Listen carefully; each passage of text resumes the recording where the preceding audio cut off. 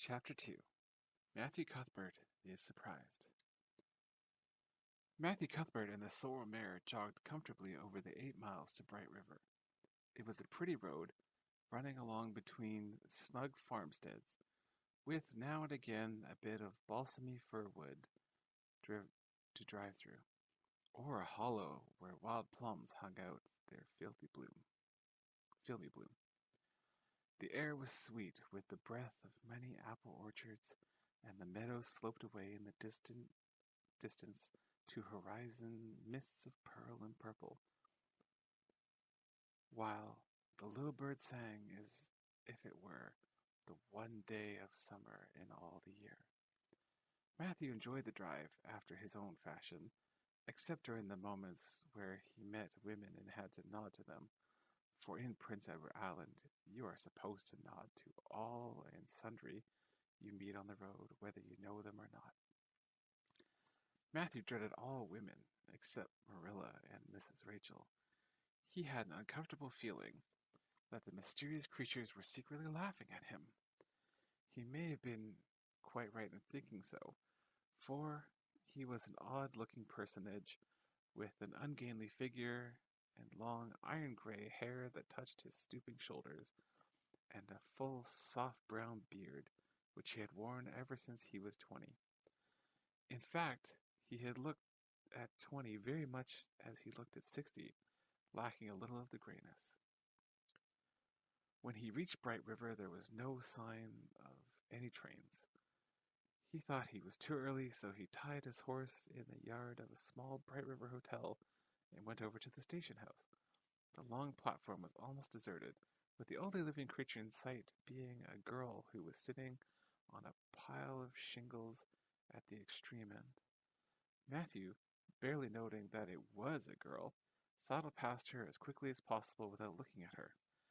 Had he looked, he hardly could have failed to notice the tense rigidity and expectation of her attitude and expression. She was sitting there waiting for something or somebody, and since sitting and waiting was the only thing to do just then, she sat and waited with all her might and main. Matthew encountered the station master locking up the ticket office preparatory to going home for supper, and asked him if the 5:30 train would be soon along. "The 5:30 train has been in and gone half an hour ago," answered the brisk official. "But there was a passenger dropped off for you, a little girl. She's sitting out there on the shingles. I asked her to go into the ladies' waiting room, but she informed me gravely that she preferred to stay outside. There was more scope for imagination, she said. She's a case, I should say." "I'm not expecting a girl," said Matthew blankly. "It's a boy that I've come for. He should be here. Mrs. Alexander Spencer was to bring him over from Nova Scotia for me." The station master whistled. "Guess there's some mistake," he said. "Mrs. Spencer came off the train with that girl and gave her into my charge.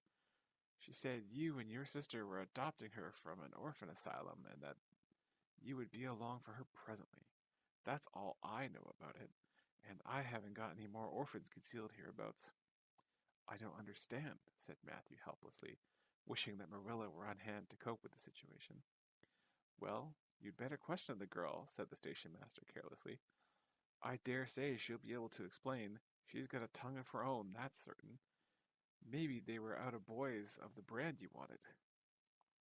He walked jauntily away, being hungry, and the unfortunate Matthew was left to do which was harder for him than bearding a lion in its den. Walk up to a girl, a strange girl, an orphan girl, and demand of her why she wasn't a boy. Matthew groaned in spirit as he turned about and shuffled gently down the platform towards her.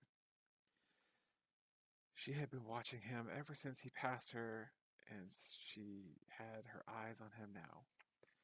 Matthew was not looking at her, and would not have seen what she was really like if he had been, but an ordinary observer would have seen this. A child of about 11, garbed in a very short, very tight, very ugly dress of yellowish white wincey. She wore a faded brown sailor hat, and beneath the hat, extending down her back, were two braids of very thick, decidedly red hair. Her face was small, white, and thin, also much freckled. Her mouth was large, and so were her eyes, that looked green in some lights and moods, and gray in others.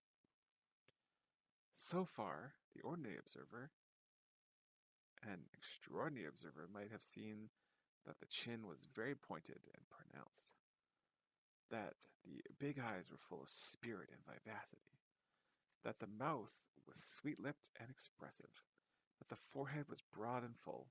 In short, our discerning, extraordinary observer might have concluded that no commonplace soul inhabited the body of this stray woman-child of whom shy Matthew Cuthbert was so ludicrously afraid. Matthew, however, was spared the ordeal of speaking first, for as soon as she concluded that he was coming to her, she stood up, grasping with one thin brown hand at the handle of a shabby old-fashioned carpet-bag. The other she held out to him. "I suppose that you are Mr. Matthew Cuthbert of Green Gables," she said in a peculiarly clear, sweet voice. "I'm very glad to see you. I was beginning to be afraid you weren't coming for me, and I was imagining all the things that might have happened to prevent you. I had made up my mind that if you didn't come for me tonight, I'd go down the track to that big wild cherry tree at the bend, and climb up into it and stay all night. I wouldn't be a bit afraid, and it would be lovely to sleep in a wild cherry tree, all white with bloom in the moonshine. Don't you think? You can imagine you were dwelling in a marble hall, couldn't you? And I was quite sure you would come for me in the morning if you didn't come tonight." Matthew had taken the scrawny little hand awkwardly in his. Then and there he decided what to do. He could not tell this child with the glowing eyes that there had been a mistake. He would take her home and let Marilla do that. She couldn't be left at Bright River anyhow. No matter what mistake had been made, so all questions and explanations might as well be deferred until he was safely back at Green Gables. "I'm sorry I'm late," he said shyly. "Come along. The horse is over in the yard. Give me your bag." "Oh, I can carry it," the child responded cheerfully. "It isn't heavy. I've got all my worldly goods in it, but it isn't heavy. And if it isn't carried in just a certain way, the handle pulls out, so I better keep it, because I know the exact knack of it. It's an extremely old carpet bag. Oh, I'm very glad you've come, even if it would have been nice to sleep in the wild cherry tree. We've got to drive a long piece, haven't we?" Mrs. Spencer said it was 8 miles. "I'm glad, because I love driving.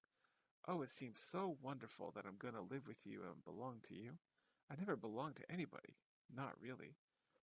But the asylum was the worst. I've only been in it 4 months, but that was enough. I don't suppose you were ever an orphan in an asylum, so you can't possibly understand what it is like. It's worse than anything you could imagine." Mrs. Spencer said it was wicked of me to talk like that, but I didn't mean to be wicked. It's so easy to be wicked without knowing, isn't it? They were good, you know, the asylum people. But there is so little scope for the imagination in an asylum, only just in the other orphans. It was pretty interesting to imagine things about them, to imagine that perhaps the girl who sat next to you was really the daughter of a belted earl who had been stolen away from her parents in her infancy by a cruel nurse who died before she could confess. I used to lie awake at nights and imagine things like that because I didn't have time in the day. I guess that's why I'm so thin. I am dreadfully thin, ain't I? There isn't a pick on my bones. I do love to imagine I'm nice and plump with dimples in my elbows." With this, Matthew's companion stopped talking, partly because she was out of breath, and partly because they had reached the buggy. Not another word did she say until they had left the village and were driving down a steep little hill, the road part of which had been cut so deeply into the soft soil that the banks, fringed with blooming wild cherry trees and slim white birches, were several feet above their heads. The child put out her hand and broke off a branch of wild plum that she brushed against the side of the buggy. "Isn't that beautiful? What did that tree leaning out from the bank, all white and lacy, make you think of?" she asked. "Well now, I don't know," said Matthew. Why, a bride, of course. A bride all in white, with a lovely misty veil. I've never seen one, but I can imagine what it would look like. I don't ever expect to be a bride myself. I am so homely that nobody will ever want to marry me, unless it might be a foreign missionary. I suppose a foreign missionary mightn't be very particular, but I do hope that some day I shall have a white dress. That is my highest ideal of earthly bliss. I just love pretty clothes, and I've never had a pretty dress in my life that I can remember. But of course, it's all the more to look forward to, isn't it? And then I can imagine that I'm dressed gorgeously. This morning when I left the asylum, I felt so ashamed because I had to wear this horrid old wincey dress. All the orphans had to wear them, you know. A merchant in Hopetown last winter donated 300 yards of wincey to the asylum. Some people said it was because he couldn't sell it, but I'd rather believe that it was out of the kindness of his heart. Wouldn't you? When we got on the train, I felt as if everybody must be looking at me and pitying me. But I just went to work and imagined that I had one of the most beautiful pale blue silk dresses. Because when you are imagining, you might as well imagine something worthwhile. And a big hat, all flowers, nodding plumes, and a gold watch, and kid gloves and boots. I felt cheered up right away, and I enjoyed my trip to the island with all my might. I wasn't a bit sick coming over in the boat. Neither was Mrs. Spencer, although she generally is. She said she said she hadn't time to get sick, watching to see that I didn't fall overboard. She said she never saw the beat of me for prowling about. But if I kept her from being seasick, it's a mercy I did prowl, isn't it? And I wanted to see everything that was to be seen on that boat, because I didn't know whether I'd ever have another opportunity. Oh, there are a lot more cherry trees, all in bloom. This island is the bloomiest place. I just love it already, and I'm so glad I'm going to live here. I've always heard that Prince Edward Island was the prettiest place in the world, and I used to imagine I was living here, but I never really expected I would. It's delightful when your imagination comes true, isn't it? But those red roads are so funny. When we got into the train at Charlottetown, and the red roads began to flash past, I asked Mrs. Spencer what made them red. She said she didn't know, and for pity's sake, not to ask her any more questions. She said I must have asked her 1,000 already. I suppose I had, too. But how are you going to find out about things if you don't ask questions? And what does make the roads red? Well, now, I don't know, said Matthew. Well, that is one of the things to find out sometime. Isn't it splendid to think of all the things there are to find out about? It just makes me feel glad to be alive. It's such an interesting world. It wouldn't be half so interesting if we knew all about everything, would it? There'd be no scope for imagination then, would there? But am I talking too much? People are always telling me I do. Would you rather I didn't talk? If you say so, I'll stop. I can stop when I make my mind up to it, although it is difficult. Matthew, much to his own surprise, was enjoying himself. Like most quiet folks, he liked talkative people when they were willing to do the talking themselves and did not expect him to keep up his end of it. But he had never expected to enjoy the society of a little girl. Women were bad enough in all conscience, but little girls were worse. He detested the way they had of sidling past him timidly with sideways glances, as if they expected him to gobble them up with a mouthful, if they ventured to say a word. But this was the Avonlea type of well-bred little girl. This freckled witch was very different, and although he found it rather difficult for his slower intelligence to keep up with her brisk mental process, he thought that he kind of liked her chatter. So he said as shyly as usual, "Oh, you can talk as much as you like. I don't mind. Oh, I am so glad. I know you. I know you and I were going to get along together fine. It's such a relief to talk when one wants to, and not be told that children should be seen and not heard. I've had it said to me a million times if I've had one. And people laugh at me because I use big words. But if you have big ideas, you have to use big words to express them, haven't you? Well, now, that seems reasonable, said Matthew. Mrs. Spencer said that my tongue must be hung in the middle, but it isn't. It's firmly fastened at one end. Mrs. Spencer said your place was named Green Gables. I asked her all about it. She said there was trees all around it. I was gladder than ever. I just love trees, and there weren't any at all about the asylum. Only a few poor weeny teeny things out in front with little whitewashed cagey things about them. They just looked like orphans themselves, those trees did. It used to make me want to cry to look at them. I used to say to them, "Oh, you poor little things. If you were out in the big wood with other trees all around you, and little mosses and June bells growing all over your roots, and a brook not too far away, and birds singing in your branches, you could grow, couldn't you? But you can't where you are. I know just exactly how you feel, little trees. I felt so sorry to leave them behind this morning. You do get so attached to things like that, don't you? Is there a brook anywhere near Green Gables? I forgot to ask Mrs. Spencer that." "Well, now, yes, there's one right below the house." "Fancy! It's always been one of my dreams to live near a brook. I never expected I would, though. Dreams don't often come true, do they? Wouldn't it be nice if they did? But just now I feel pretty nearly perfectly happy. I feel exactly perfectly happy because, well, what color would you call this?" She twitched one of her long, glossy braids over her thin shoulder and held it up before Matthew's eyes. Matthew was not used to deciding on the tints of ladies' tresses, but in this case there couldn't be much of a doubt.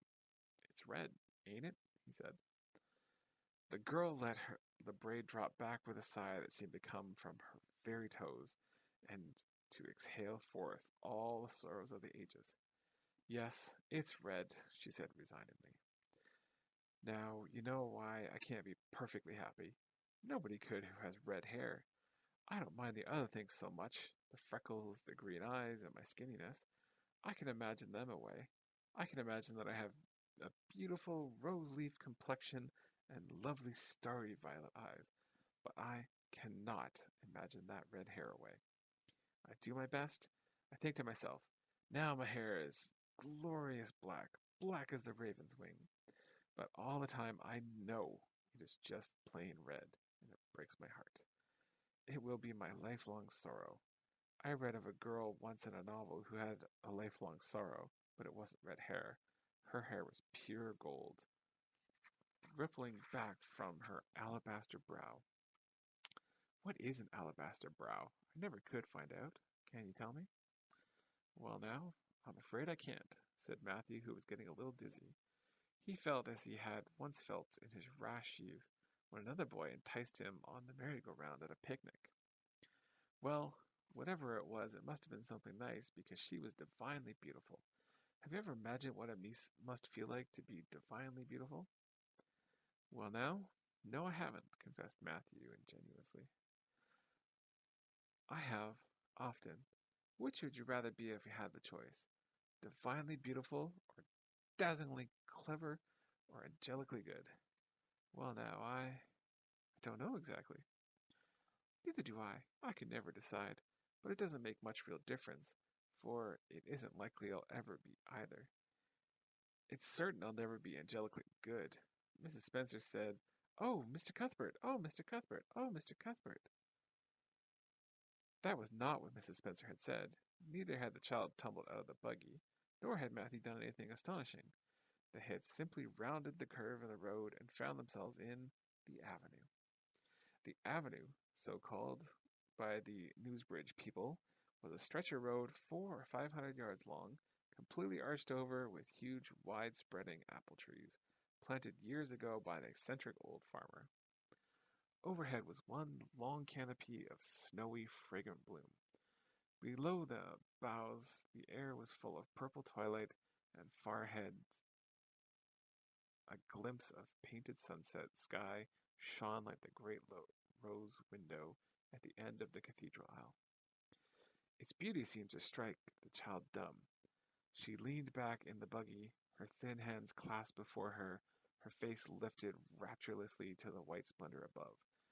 Even when they had passed out and were driving down the long slope to Newbridge, she never moved or spoke. Still with a rapt face, she gazed afar into the sunset west, with eyes that saw visions trooping splendidly across the glowing background.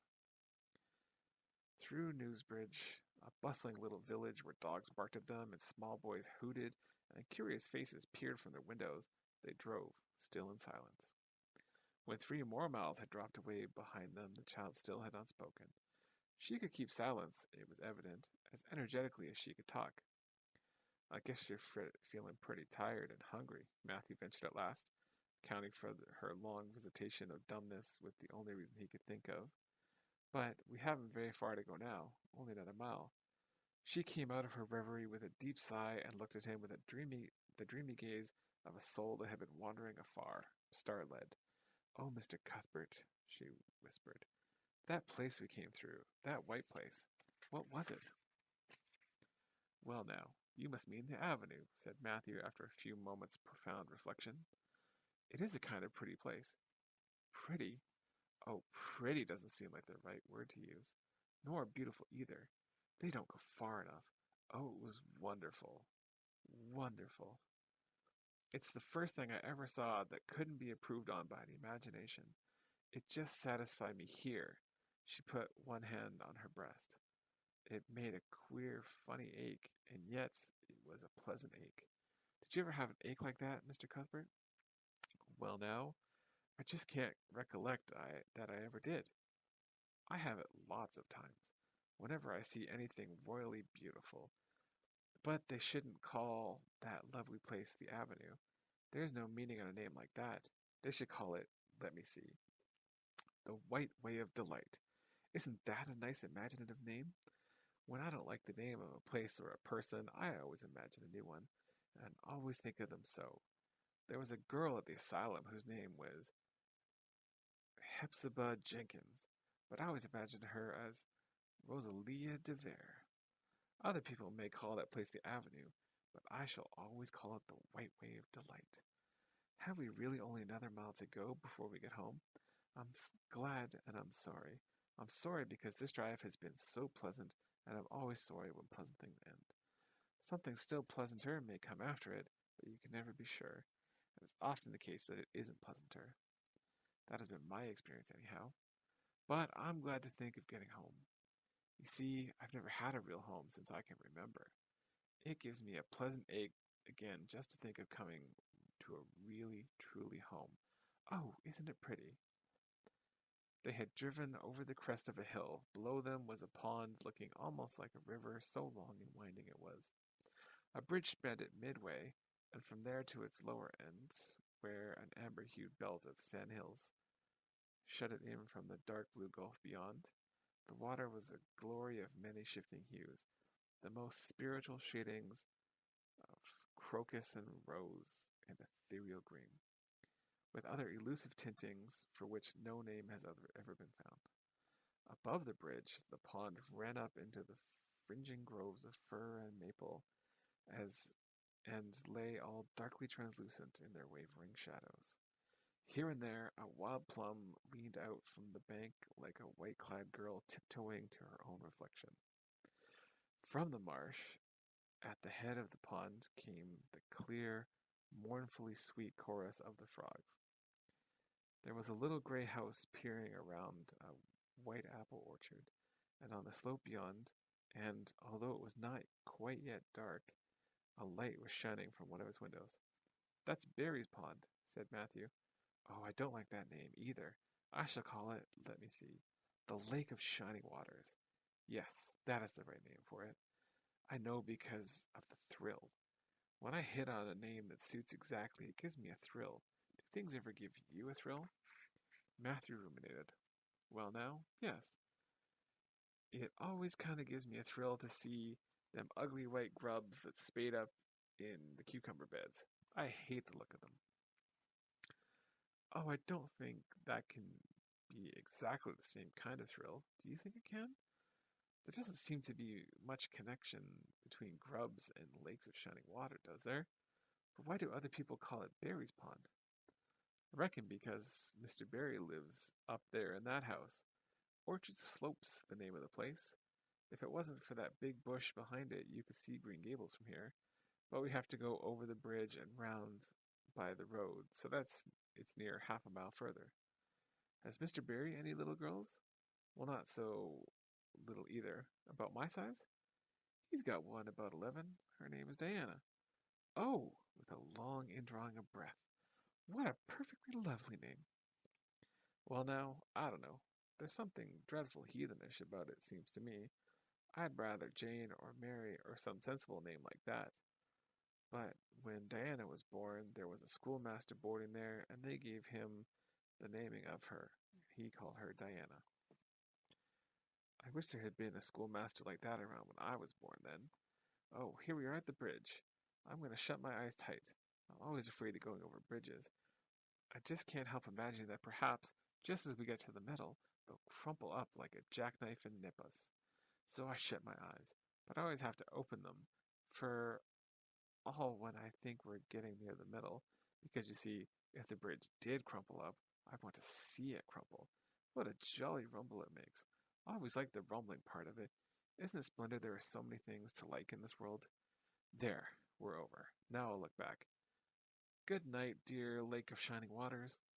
I always say good night to the things that I love, just as I would to people. I think that they like it. That water looks as if it was smiling at me. When they had driven up the further hill and around the corner, Matthew said, "We're pretty near home now. That's Green Gables over." "Oh, don't tell me," she interrupted breathlessly, catching him at his partially raised arm and shutting her eyes that she might not see his gesture. "Let me guess. I'm sure I'll guess right." She opened her eyes and looked about her. They were on the crest of a hill. The sun had set some time since, but the landscape was still clear in the mellow afterlight. To the west, a dark church spire rose up against the marigold sky. Below was a little valley, and beyond a long, gently rising slope with snug farmsteads scattered along it. From one to another, the child's eyes darted, eager and wistful. At last they lingered on one away to the left, far back from the road, dimly white with blossoming trees in the twilight of the surrounding woods. Over it, in the stainless southwest sky, a great crystal white star was shining like a lamp of guidance and promise. "That's it, isn't it?" she said, pointing. Matthew slapped the reins on the sorrel's back delightedly. "Well, now, you guessed it. But I reckon Mrs. Spencer described it so's you could tell." "No, she didn't. Really, she didn't. All she said that it might just as well been about most of those other places. I hadn't any real idea what it looked like, but just as soon as I saw it, I felt it was home. Oh, it seems as if I must be in a dream. Do you know, my arm must be black and blue from the elbow up, for I've pinched myself so many times today. Every little while, a horrible sickening feeling would come over me, and I'd be so afraid that it was all a dream. Then I'd pinch myself to see if it was real, until suddenly I remembered that even supposing it was only a dream, I'd better go on dreaming as long as I could, so I stopped pinching. But it is real, and we're nearly home." With a sigh of rapture, she relapsed into silence. Matthew stirred uneasily. He felt glad that it would be Marilla and not he who would have to tell this waif of the world that the home she longed for was not to be hers after all. They drove over Lynn's Hollow, where it was already quite dark, but not so dark that Mrs. Rachel could not see them from her window vantage, and up the hill and into the long lane of Green Gables. By the time they arrived at the house, Matthew was shrinking from the approaching revelation with an energy he did not understand. It was not of Marilla or himself he was thinking, or of the trouble this mistake was probably going to make for them, but of the child's disappointment. When he thought of that rapt light being quenched in her eyes, he had an uncomfortable feeling that he was going to assist at murdering something, much of the same feeling that came over him when he had to kill a lamb or calf or any other innocent little creature. The yard was quite dark as they turned into it, and the poplar leaves were rustling silkily all around them. "Listen to the trees talking in their sleep," she whispered, as he lifted her to the ground. "What nice dreams they must have." Then, holding tightly to the carpet bag which contained all her worldly goods, she followed him into the house.